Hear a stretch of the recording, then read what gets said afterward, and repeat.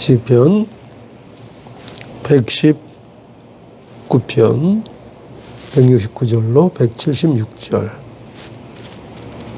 자, 한 절씩 교독하도록 하겠습니다.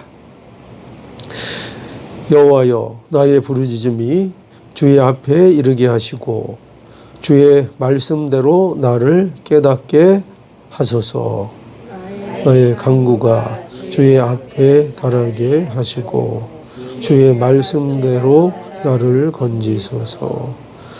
주께서 율례를 내게 가르치심으로 내 입술이 찬송을 바랄지이다. 주의 모든 계명이 의로움으로 내 혀가 주의 말씀을 노래할지니이다.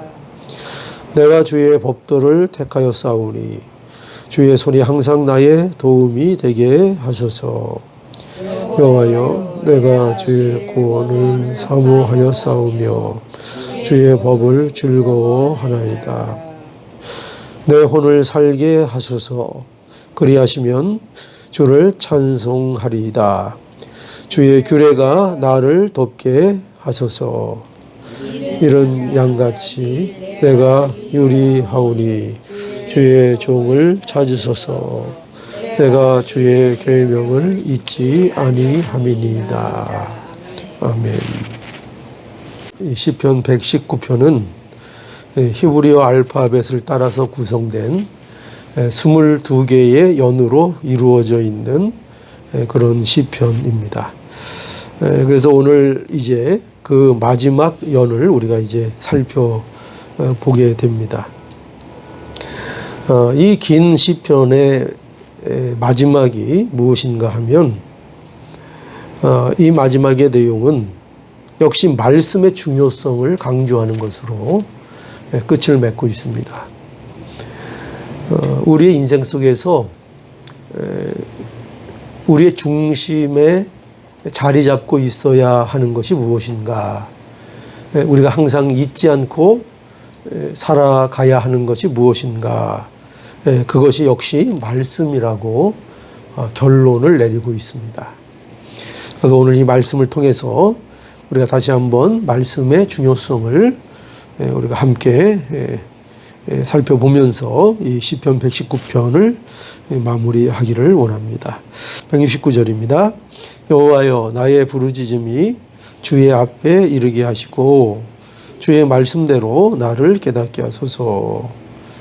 나의 간구가 주의 앞에 달하게 하시고 주의 말씀대로 나를 건지소서. 여기 169절, 170절 이 두 절을 보면은 여기에 이제 시인은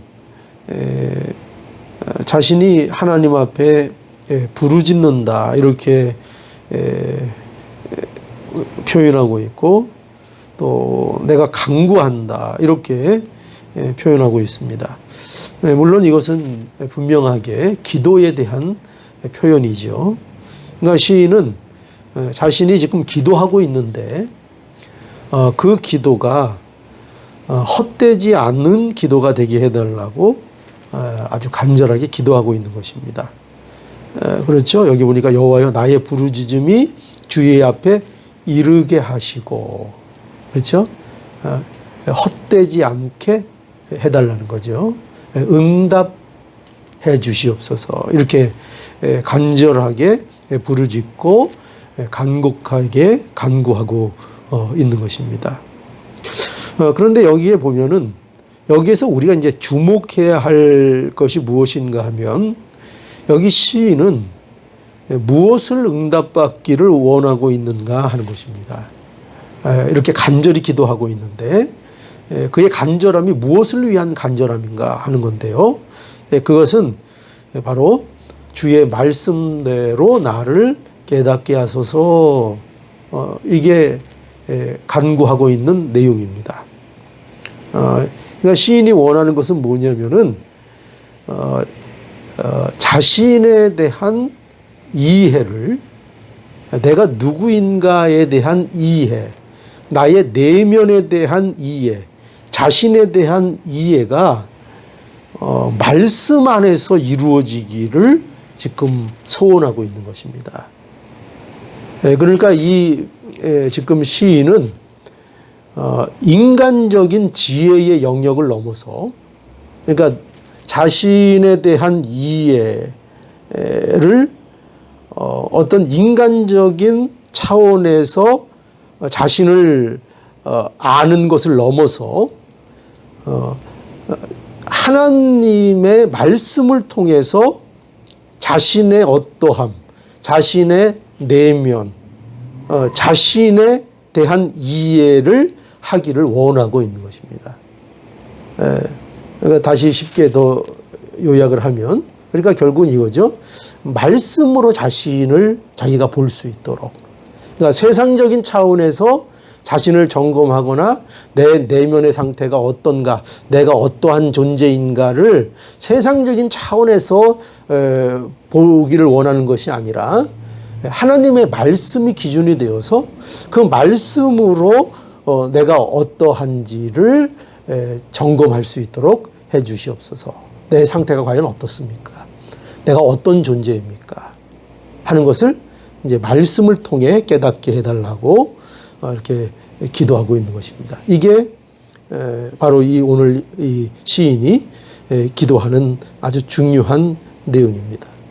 또 그뿐만 아니라 여기 보면은 또 주의 말씀대로 나를 건지소서 또 이렇게 기도하고 있습니다. 그러니까 시인이 원하는 것은 건져달라는 것인데 그것도 그냥 건져달라는 게 아니죠. 건져달라는 것은 어떤 환경이나 어려움 가운데서 자기를 구원해달라는 그런 표현인데, 그런데 이러한 건져달라는 것도 시인은 어떻게 고백하고 있는가 하면은 주의 말씀대로 나를 건지소서, 이렇게 그 내용을 하고 있다는 것입니다. 그러니까 이 구원에 대한 시인의 강구는 단순히 그저 고난이 없으면 좋겠습니다, 어려움에서 벗어났으면 좋겠습니다 정도가 아니라, 그것이 아니라 그러한 고난을 이겨내고 어려움을 벗어나는 그 모든 일들이 하나님의 말씀대로 내게 이루어지는 것이 되기를 원합니다라고 고백을 하고 있는 것입니다. 그러니까 이거죠. 나를 건져주시는데 내가 생각하고 내가 원하는 구원이 아니라, 그것이 아니라 하나님이 말씀하시는 그 구원이 내게 이루어지기를 원합니다. 그러니까 우리는 얼마나 구원을 요청하고 어떤 하나님 앞에 기도할 때에 그것이 하나님의 뜻인가 하는 것에는 상관없이 얼마나 우리가 우리의 뜻을 하나님 앞에 얘기할 때가 얼마나 많습니까? 하나님이 구원해 주시는데 그 구원도 이런 구원이었으면 좋겠습니다. 하나님이 나를 건져주시는데 건질 때 이렇게 건져주셨으면 좋겠습니다. 그러니까 모든 내용이 자기 중심적으로 되기가 쉬운데, 그런데 시인은 그렇게 말고 그렇게 내가 원하는 구원, 내가 원하는 방식, 그런 방식으로 내가 건짐을 받기를 원하는 것이 아니라 하나님의 말씀대로 모든 것이 이루어지기를 원합니다. 이렇게 기도하고 있는 겁니다. 그러니까 이것이 우리의 기도의 중요한 내용이 되어야 합니다. 물론 구해주세요, 도와주세요, 좋습니다. 그죠? 그렇게 우리 기도해야 합니다. 하나님 앞에 그 일에 대해서 우리는 간절히 부르짖을 수 있어야 합니다. 그런데 그 모든 것들이 말씀대로 이루어지기를 원합니다. 예수님의 기도가 그거 아니었습니까? 그죠? 결국엔 하나님의 뜻대로 이루어지기를 원합니다. 이렇게 우리 예수님께서 십자가 앞에서 하나님 앞에 기도했던 것처럼 우리도 그러한 기도의 모습을 가져야 한다는 것입니다. 그래서 기독교 신앙이라는 것은 결국 뭐냐 할 때 여기 중요한 뜻이 드러나는 거죠. 기독교 신앙은 주의 말씀대로 하나님의 뜻이 우리 자신 속에 온전히 이루어지기를 원하는 것입니다. 이게 기독교 신앙의 핵심입니다. 그러니까 나의 뜻이 이루어지기를 원하는 것이 아니라 주의 말씀대로 하나님의 뜻이 나의 삶 속에서 온전히 이루어지고 나에게 누가 나타나야 되는가, 내 안에서 그리스도가 존귀케 되는 일이, 그 일이 내 삶 속에서 일어나기를 간절히 원하는 삶을 살아가게 되는 겁니다. 이게 기독교인들이 사는 신앙의 정수입니다. 하나님, 나의 삶의 모습이 여러 모양으로 나에게 펼쳐질 수 있는데 그 여러 가지 삶의 모습 속에서 그게 고난이든지 그것이 좋은 일이든지 어떤 일이든지 그 일들을 통해서 하나님의 말씀이 내게 이루어지는 그 역사가, 그래서 하나님의 이름이 존귀케 되기를 원합니다. 이렇게 우리가 기도할 수 있어야 합니다. 이러한 기도가 우리의 삶 속에 회복될 때 우리가 참으로 하나님이 주시는 천국을 우리의 삶 속에서 누리는 이 복을 우리가 누릴 수 있게 되는 겁니다. 자, 그래서 이렇게 다윗이 시인이 이렇게 부르짖고, 그리고 이제 171절, 172절을 한번 볼까요? 자, 함께 또 보죠. 171절, 172절입니다. 주께서 율례를 내게 가르치심으로 내 입술이 찬송을 바랄지니라. 주의 모든 계명이 위로움으로 내 혀가 주의 말씀을 노래할지니이다. 여기 171절, 172절의 말씀에는 이제 시인이 뭐라고 고백하고 있는가 하면은 찬송이 넘친다 이렇게 말하고 있습니다. 내 입술이 찬송을 바랄지니라. 내 입술에서 찬송이 흘러넘친다 이렇게 말하고 있고, 또 172절 끝에 보면은 내 혀가 주의 말씀을, 여기도 보면 앞에는 입술이었고 뒤에는 내 혀가 주의 말씀을, 여기도 노래할지니다. 내가 노래할 것이다. 앞으로도 주님의 말씀을 내가 노래할 것이라 이렇게 고백을 하고 있습니다. 그런데 여기서도 보면은 자신의 입술에서 찬양이 흘러 넘치는 것이, 거기에는 원인이 있다는 거죠. 왜 그렇게 되는가 할 때 그 원인이 말씀을 자신에게 주님께서 가르쳐 주셨기 때문이라 이렇게 말하고 있습니다. 그러니까 시인은 자기가 찬양이 자기에게서 흘러 넘치는데 그렇게 자신의 삶 속에서 내 입술에서 마치 샘에서 샘물이 솟아나듯이 그렇게 나의 삶 속에서 입술에서 찬양이 넘쳐 흐르는 이유는 뭐냐면은 주님께서 말씀을 자기에게 주셨고 그 말씀을 가르쳐 주셨다는 것입니다. 내게 가르쳐 주셔서, 그래서 그 말씀이 가진 뜻을 알 때마다 그 말씀 속에서 뭐가 흘러 넘칠 수밖에 없다고요? 내가 찬양하지 않을 수 없습니다. 그러니까 말씀 안에서 찬양이 흘러 넘치는 거죠.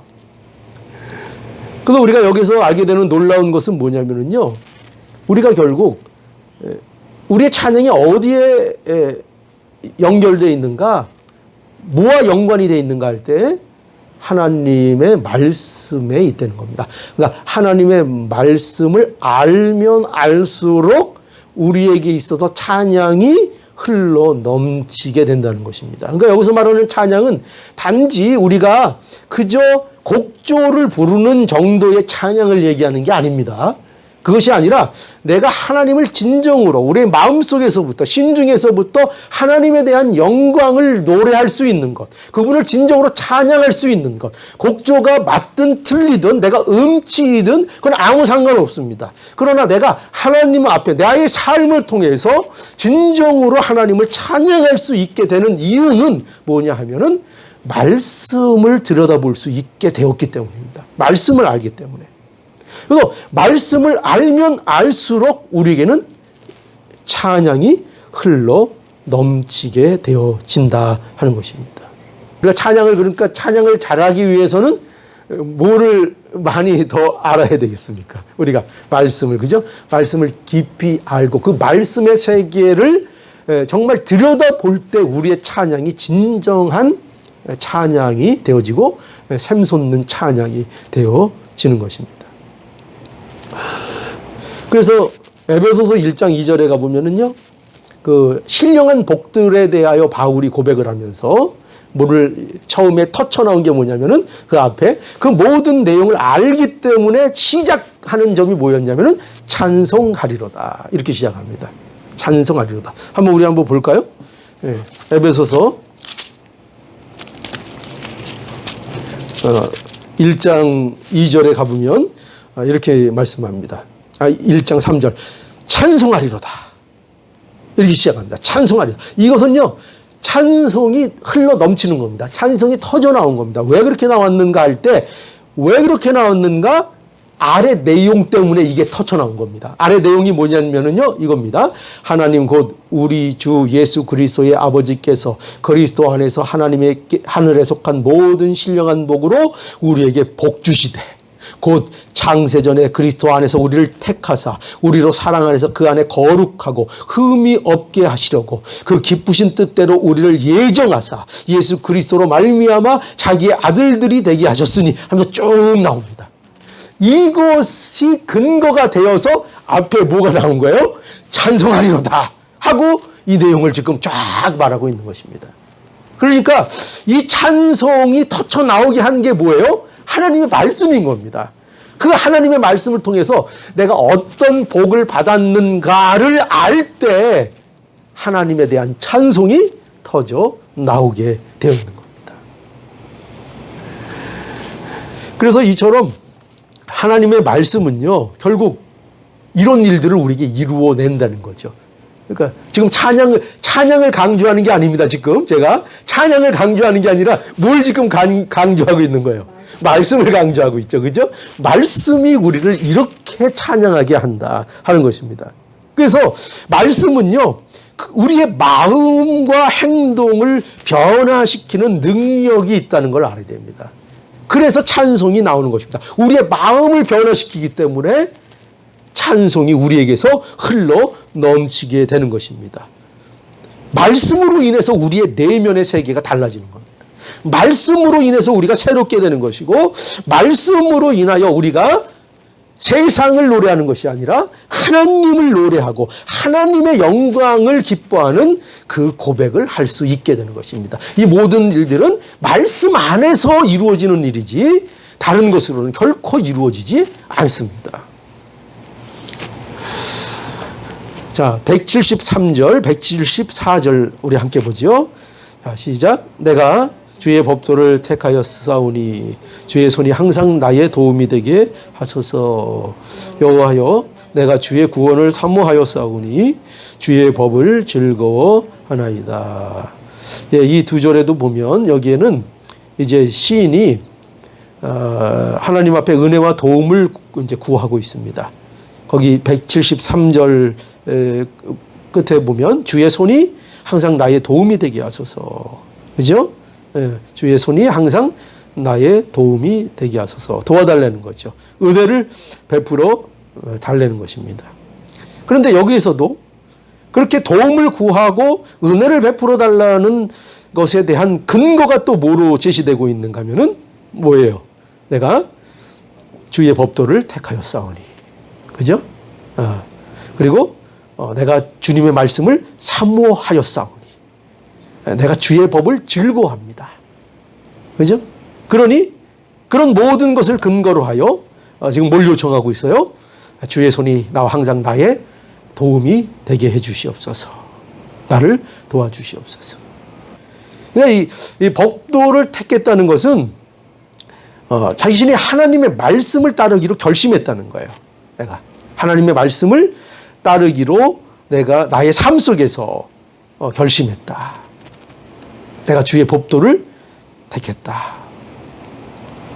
그러니까 이것은 그저 뭐 규범적으로 그냥 어느 삶의 규칙 이런 정도로 지금 시인은 말하고 있는 것이 아니라 자신의 삶의 중심이 말씀을 따라가는 그 삶으로 살아가기를 자신이 원한다. 내가 이 일에 힘을 쓴다. 내 마음을 결정했다. 이렇게 고백을 하고 있는 것입니다. 자, 175절, 이제 176절, 우리 마무리 한번 해볼까요? 175절, 176절입니다. 시작. 내 혼을 살게 하소서. 그리하시면 주를 찬송하리이다. 주의 규례가 나를 돕게 하소서. 이른 양같이 내가 유리하오니 주의 종을 찾으소서. 내가 주의 계명을 잊지 아니합니다. 네, 여기 175절, 176절에 보면 여기는 뭐가 중심 내용인가 하면은요, 이제 시인이 여기 다시 자신에 대해서 고백을 하고 있는데 영적인 침체에 대해서 말하고 있습니다. 영적인 침체. 시인은 내가 지금 영적인 침체 속에 있다 하는 것입니다. 그러니까 어떻게 보면은 삶의 활력을 내가 지금 잃어버리고 있다. 그런 고백일 수 있죠. 여기 내 혼을 살게 하소서. 이렇게 지금 기도하고 있지 않습니까? 내 혼을 살게 하소서. 살려달라는 얘기예요. 이 살려달라는 얘기는 나의 지금 목숨 이런 걸 얘기하는 것이 아니라 지금 자신이 영적으로 침체되어 있다는 거예요. 그러니까 영적인 회복, 활력을 내게 되찾아 달라. 이렇게 지금 시인이 고백을 하고 있는 것입니다. 마치 자신이 뭐 같은가 하면은 여기 보니까 176절에 뭐라고 돼 있어요? 내가 길을 잃은 양같이 되어 있다. 이 말이죠. 길을 잃은 양같이 유리하고 있다. 마치 길을 잃은 양 같다는 거죠. 그래서 시인은요, 자신을 이러한 영적인 침체 속에서 회복시켜 달라고 이제 기도하고 있는 것입니다. 하나님, 그러면 내가 주를 찬송하겠습니다. 내가 찬송하려면 나의 이 영혼이 이 회복이 돼야 되지 않겠습니까? 이런 상태로는 제가 찬양할 수 없습니다. 하나님, 그러니 나의 이 영혼을, 나의 혼을, 나를 영적 침체에서 건져 주시옵소서. 이렇게 회복시켜 달라고 간구하고 있는 것입니다. 그러면서 여기 보면은 주의 규례가 나를 돕게 하소서. 그렇게 하고 있죠. 175절 끝에 보면 주의 규례가 나를 돕게 하소서. 176절에도 끝에 보면은 내가 주의 계명을 잊지 아니함입니다. 해서 다시 한번 말씀에 대하여 강조하고 있죠. 그러니까 이 시인은 뭐를 여기서 고백하고 있는가 하면은 시인은 그 영적인 침체의 회복에도 뭐가 관련되어 있다는 거예요. 말씀이 해답이라는 거예요. 말씀이 영적인 회복의 실마리가 된다는 거예요. 그러니 주의 규례가 나를 돕게 하소서. 또 내가 주의 계명을 잊지 않겠습니다. 이렇게 고백을 하고 있는 것입니다. 그러니까 하나님이 우리에게 영적 회복을 시켜주실 때에 하나님의 말씀을 통해서 우리의 영적인 침체를 회복시켜 주실 수 있다. 또 주신다는 것을 우리가 알아야 합니다. 그러니까 말씀을 가까이 하면 살아납니다. 말씀을 가까이 하면 우리가 모든 일들에 소생할 수 있다는 것을 우리가 알아야 할 것입니다. 그래서 이제 시인은 그 회복의 답이 어디에 있다는 것을 알고 있는 거예요. 말씀에 있다는 것을 이제 알고 고백을 하고 있는 것입니다. 자, 이제 결론이 이거죠. 우리의 삶 속에 있어서 하나님이 주신 가장 복된 선물, 그건 무엇입니까? 그것은 말씀입니다.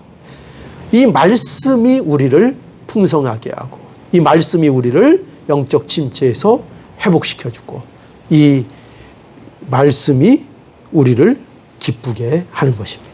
그러니 오늘 이 말씀의 결론을 따라 이 선물을 주신 하나님 앞에 감사하시면서 말씀을 더욱더 사모하는 복된 삶을 누리기를 간절히 원합니다.